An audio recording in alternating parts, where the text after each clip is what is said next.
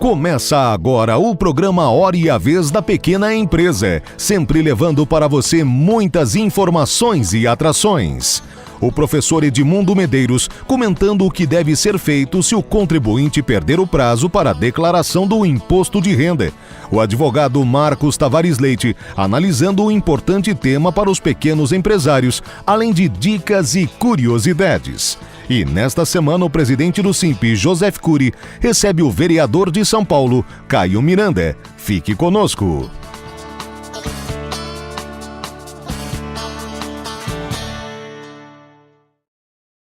Muitas vezes nós temos falado aqui sobre os problemas tributários, a complexidade, a dificuldade em matéria tributária, para aferir, para determinar qual é o valor do imposto, como se apura o imposto, em que momento se paga, aonde deve ser pago.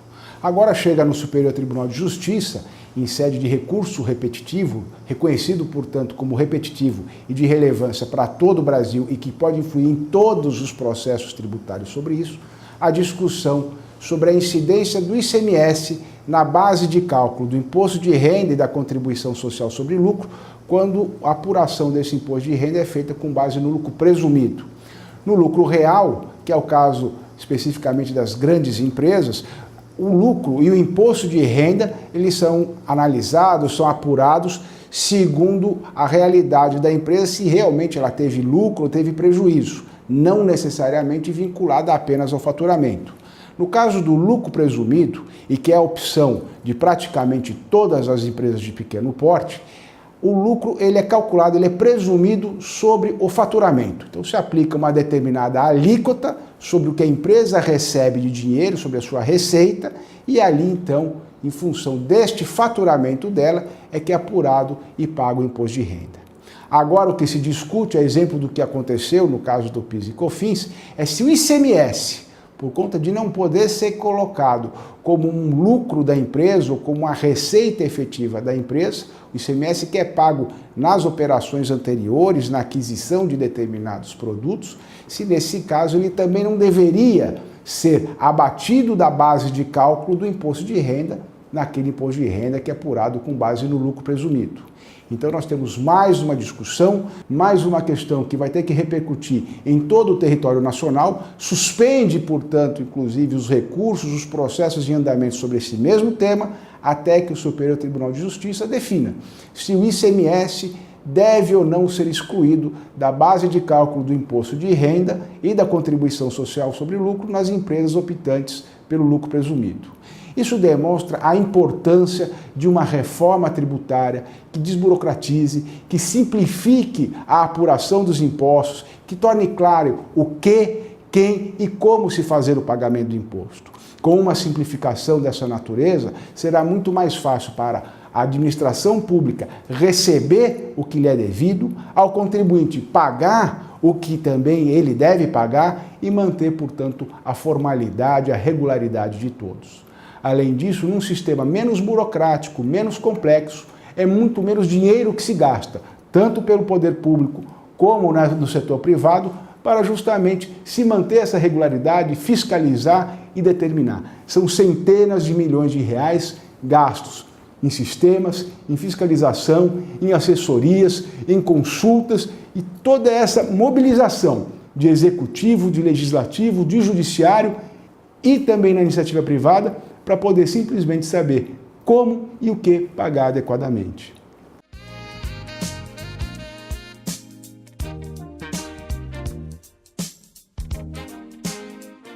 Abaporu, o mais famoso e valioso quadro de Tarsila do Amaral, volta a São Paulo, dessa vez emprestado para a exposição Tarsila Popular, aberto ao público no MASP. A exposição reunirá cerca de 120 trabalhos da artista, que teve importância central no movimento modernista brasileiro, enquanto uma das responsáveis pela Semana de Arte Moderna de 1922. Além de Abaporu, estão expostos outros quadros marcantes da carreira de Tarsila, como a Cuca, Operários e Manacá. Tarsila Popular ficará em cartaz até o dia 23 de junho. Visite, na Avenida Paulista, número 1578.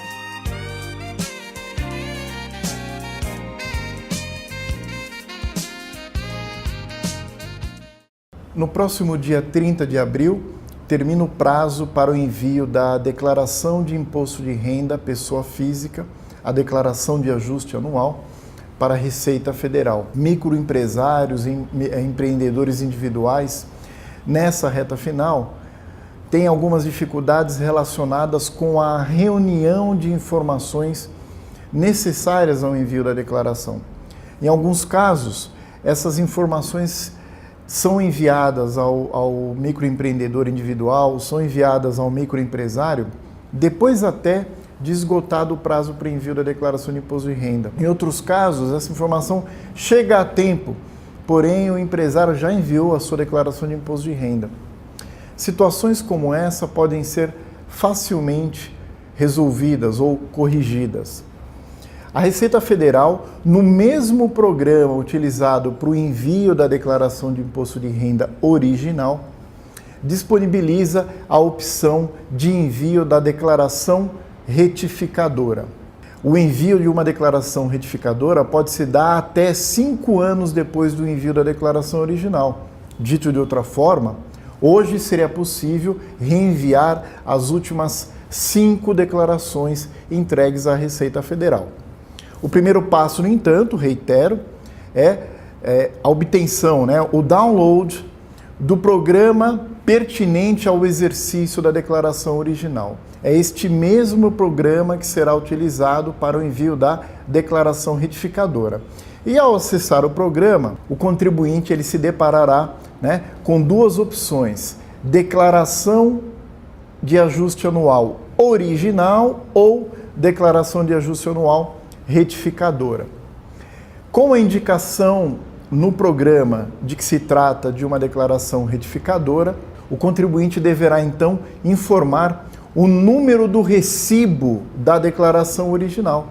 A partir daí, com a utilização do mesmo arquivo original, basta que o contribuinte altere os campos que ele deseja corrigir ou acrescente as informações que ele entender necessárias. Observados esses aspectos, que são presentes no próprio regulamento do imposto de renda, o contribuinte pode ficar tranquilo que nenhuma multa lhe será imposta, na medida em que o envio de uma declaração retificadora não caracteriza envio em atraso da declaração. Ou seja, tendo a declaração original sido enviada dentro do prazo, a retificadora pode tranquilamente ser enviada posteriormente, sem que isso gere nenhum tipo de multa ou algum prejuízo para o contribuinte.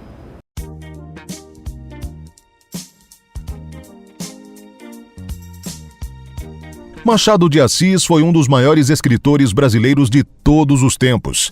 Ele foi talentosíssimo retrator da sociedade de uma época, sendo incrivelmente atual até os dias de hoje. O escritor era fluente em francês, língua que aprendeu com um padeiro. O alemão e o inglês Machado aprendeu estudando sozinho. O primeiro livro publicado por ele foi Crisálidas, de poemas. Na época, Machado contava com 35 anos de idade. Ele foi um dos fundadores da Academia Brasileira de Letras, ocupando a cadeira de número 23. Essa, você sabia?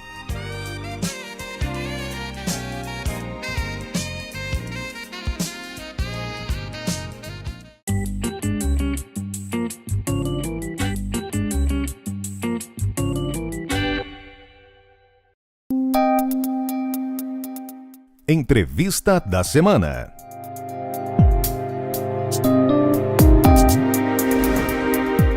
Hoje nós temos o prazer de estar recebendo o vereador Caio Miranda, vereador de São Paulo, na Câmara Municipal, e que vai falar da criação do município como base da sustentação de uma sociedade tecnológica, moderna, a tecnologia e o empreendedorismo, ou seja, fique com a gente que você vai ver a importância da nova geração política. É um prazer recebê-lo. Curi, o prazer é todo meu. Eu sempre assisto o programa e acho que poder falar um pouco sobre a política, os desafios da política no momento do Brasil, com os temas mais variados, é sempre um privilégio. E aqui nós temos em comum a crença num Brasil melhor, sem dúvida, pujante, com uma economia rica no potencial que a gente merece.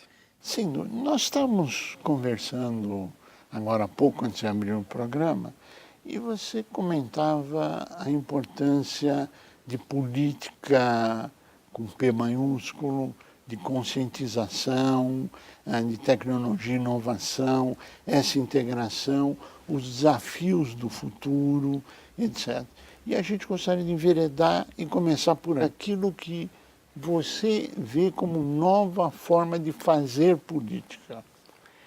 Esse tema acho que ele é central, ele já é reflexo do avanço que a tecnologia trouxe para a forma de se comunicar na sociedade em rede. Sim. Então, no jornalismo isso já tem os impactos que a gente já sabe, dentro das empresas, e na política não é diferente. Se antes as pessoas só conviviam, pensavam em política no período eleitoral, hoje, com as redes sociais e com as ferramentas digitais, o cidadão ele é fiscal, ele reclama, ele cobra, ele busca conversar com o parlamentar e obriga os políticos a se colocarem à disposição nessas ferramentas. Então, eu sou da geração que já veio para a política graças às ferramentas, então para a gente é natural.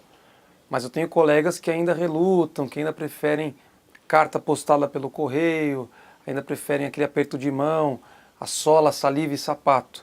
Só que numa cidade como São Paulo, 12 milhões de habitantes, 55 vereadores, a gente tem uma intensidade muito grande. Então, se não usar tecnologia e redes sociais, você não consegue dar o tamanho que o mandato parlamentar requer. Agora, quando você se comunica pela rede social, você está falando com o seu eleitor, e não só com o seu eleitor, mas com a comunidade, com a sociedade, não só local, mas do Brasil e internacional. Como fica essa relação dos desafios que se colocam perante essa tecnologia? Porque imagino quando se fala em política, nós não estamos falando de nova política de corrupção, nós estamos falando de novas formas de se comunicar, estar ao lado do eleitor no mandato inteiro, é isso? É isso, é um processo político mais eficiente. Muito mais eficiente. Menos burocrático e mais transparente. Então, você tem eficiência, transparência e com isso você tem mais controle social, mais credibilidade, né? Então, hoje a gente tem que pensar que um parlamentar em São Paulo, se dividir a população por 55, dá mais de 200 mil pessoas por parlamentar. Qualquer cidadão merece ser respeitado, atendido, até quem não vota. Então, mesmo crianças, jovens ou idosos que não são obrigados a votar, têm que ser tratados iguais. Então, esse negócio de ser político só para eleitor, hoje você não vai ser perdoado, porque hoje a criança forma opinião em casa e você tem que ser ético e atender todos. Isso é fundamental. E as ferramentas digitais, se bem usadas, elas permitem você prestar conta do mandato, receber demandas, sugestões, críticas, dialogar com a população e ajudar o executivo a desempenhar o seu papel. Na sua visão, a conscientização da nova geração, ou das gerações que vêm vindo, é um dos papéis fundamentais dentro dessa nova metodologia de política? Para mim, ele é o principal. O principal. Eu não sairei satisfeito de um mandato se, ao terminá-lo, eu não tiver a certeza de que eu consegui fazer com que as pessoas acreditem na política, vejam a política como algo bom. E porque ganhar ou não, ser eleito ou não, faz parte do jogo. Às vezes você pode não conseguir se eleger. Claro. Mas ser reconhecido como alguém que fez o seu melhor, que trouxe novas pessoas para a política, que inspirou as pessoas, isso é o principal. Todo político tem que ter essa missão. Na sua visão, e aqui um testemunhal, não só na sua visão, mas na sua trajetória, você tem ido em escolas, você tem conversado com crianças, você tem mostrado um novo caminho para que elas possam refletir ou não sobre a política. Isso é real? Totalmente real. Eu acho que a escola é o espaço mais, como posso dizer, fértil para você plantar a boa política e construir. Porque na escola a criança e o adolescente ele é um copo que não está cheio. Então ele está aberto ainda à mudança, ele é mais plástico, mais maleável. E E eu tenho percebido que hoje as crianças, quando muito novas, já têm um senso crítico, já têm uma análise de problemas que eu mesmo, quando tinha 7 anos, eu não tinha essa análise. Então eu não devemos subestimar a capacidade de crianças, jovens, de participar e debater temas sérios. Então a gente, sempre que posso, vou a escolas de ensino fundamental, EMEI, ensino médio, faculdade, e eu aprendi uma coisa: a gente, menos do que expor, a gente tem que fazer provocações e abrir para o diálogo. Porque às vezes nessa troca de responder pergunta e tal, você aproxima e é muito mais rico do que eu fechar um tema e dar uma palestra. Claro. Então eu estou buscando esse formato. Falo 5 minutos, 10 no máximo, e aí, quero saber de vocês. E aí a gente começa a conversar, rende muito mais. Toda vez que muda a velocidade de informação, o mundo muda. E é o que nós estamos vivendo nesse momento com os novos instrumentos de comunicação, etc. Como é que você junta essa nova velocidade de informação com o empreendedorismo? Qual a sua visão de empreendedorismo daqui para frente? O empreender, né, é um desafio muito grande, Curi. E as pessoas, para empreender, elas têm que ter vontade, capacidade e condições para isso. Hoje o Estado, digo o Estado no sentido mais amplo, ele oferece muitas barreiras para o empreendedor. A gente tem uma estatística aí que mais de 30% das empresas não superam a marca de 2 anos abertas. E se pensar, e boa parte não passa nem 1 ano, nem aniversaria 1 ano. É muito difícil. Então, hoje com a tecnologia você consegue fazer o e-commerce e você, dentro de uma comunidade, num local onde em teoria você não conseguiria falar com um público em toda a cidade, você consegue. Então, capacitando, usando as ferramentas, e a prefeitura pode ajudar nisso, você consegue fomentar o empreendedorismo e fazer com que o comércio local prospere. A Prefeitura de São Paulo, ela tem condições, se quiser, de olhar para as micro-regiões e fomentar o empreendedorismo. Você pode linkar isso com gestão de praças. A gente falou na outra conversa que tivemos daquela questão, como gerir uma cidade desse tamanho. São mais de 5.500 praças e a prefeitura não dá conta de manter essas praças. Então, por que não fomentar um programa onde um empreendedor e um vendedor de pipoca, de uma barraquinha, é um empreendedor? Claro que é. Ele pode assumir uma contrapartida de manutenção numa praça e ali se está matando 2 coisas em uma. Está gerando, regularizando, formalizando um emprego, um empreendimento e tirando o ônus que a prefeitura já assumiu que não consegue fazer, passando para um parceiro, é o ganha-ganha. Então acho que se a gente souber casar as coisas, São Paulo consegue ser um exemplo, porque tudo aqui é em escala. Sim, tudo em São Paulo, no município de São Paulo, é gigantesco.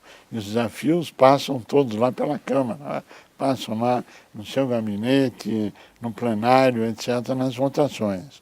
Bom, a renovação na política, como é que você vê ela? Você vê ela num ritmo extremamente acelerado ou de uma forma mais lenta, apesar das novas ferramentas? Eu acho que a renovação de rostos está sendo rápida, mas a de prática a gente ainda tem que esperar um pouco para cravar. Tem que ser maior, eu acho. Eu acho que tem jovens entrando para a política, mas às vezes sendo seduzidos por práticas antigas e que eu acho que tem que ser modificadas. Então, nós temos que fazer uma reforma política no processo eleitoral partidário. Hoje, a dificuldade de um novato entrar passa pela questão econômica, poder de fazer uma campanha, de articular uma rede grande. E uma vez que chega, não pode negar a política. A nova política não pode ser negar a política, falar mal da política. É você jogar contra a sua própria missão. Você tem que valorizar, levar a política. A política, nenhuma grande mudança vai passar pelo Brasil sem ser pela política. Sem dúvida, sem dúvida. A política é a essência da mudança, a boa política, que é daquilo que nós estamos falando.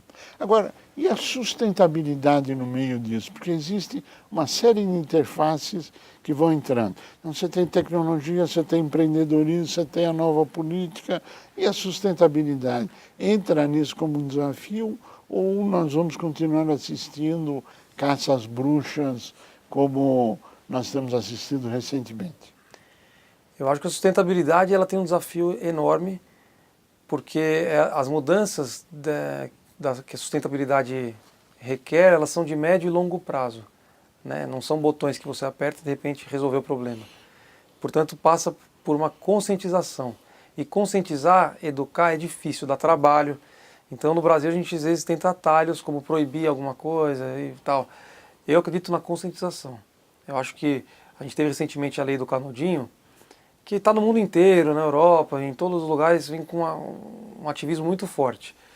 O canudinho é um símbolo da falta de consciência do consumidor como produtor de lixo. Então, para você mudar essa consciência, não é proibindo tudo que é gerado de lixo. O ideal é que esse consumidor pense, reflita antes de consumir e ele gere a mudança. Claro, através da conscientização, através de caminhos importantes. Agora, quando a gente fala na sacola plástica, por exemplo, como é que está esse tema na sua avaliação? A sacola plástica hoje o brasileiro usa para fazer forro de lixo, né, e para transportar alimentos, para às vezes até limpar cocô de cachorro na rua. Sim. Ele tem um multiuso. Sim. A gente tem que talvez estimular a consciência da sacola renovável para quem pode se dar esse luxo de comprar e utilizar sempre. Claro. Mas eu acredito que o caminho, a sacola plástica não é culpada de nada. Não, pelo contrário, ela é uma solução. A culpa está na forma como a gente descarta. Uma pessoa que abre a janela do carro e joga uma latinha pela janela, termina de fumar um cigarro e joga no chão um chiclete, essa pessoa ela ignorou completamente o que vai ser daquele objeto descartado. Então, é aí que nós temos que atuar. No plástico hoje tem um projeto na Câmara que eu fui relator, que era para criar um caixa especial só para quem usar sacola renovável. A gente conversou com o autor e mudou para que, ao invés de obrigar o supermercado a fazer isso, a gente premiar quem usar a sacola reutilizável. Então, eu acho que esse é o caminho. Caio Miranda, nós queremos agradecer muito a sua participação, ao trabalho que você vem desenvolvendo, desejar pleno êxito e que esse novo modelo jovem, dinâmico, realizador possa servir de exemplo para todo o território nacional, lembrando que o país começa no município e você representa o município. Parabéns pelo seu trabalho. A você que esteve conosco, o nosso mais profundo agradecimento, com a certeza que estaremos juntos na semana que vem. Até lá!